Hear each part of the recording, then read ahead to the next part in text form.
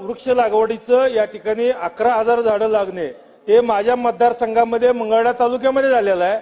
तर त्यावेळेला 1,000 सुद्धा झाडं तिथे लावलेली नव्हती अध्यक्ष महोदय।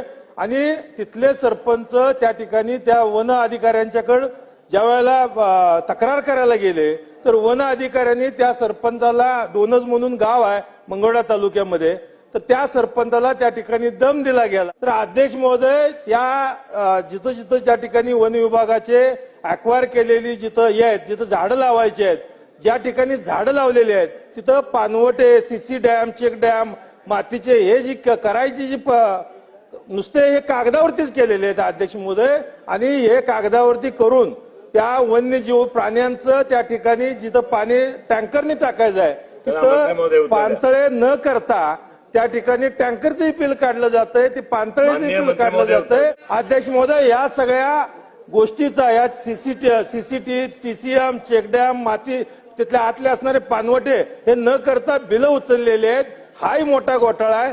तर माझी मंत्री महोदयांना आपल्या मार्फत विनंती आहे या सगळ्या कामांची खातेनिहाय चौकशी करून अध्यक्ष महोदय त्याचे फोटो सुद्धा या ठिकाणी मी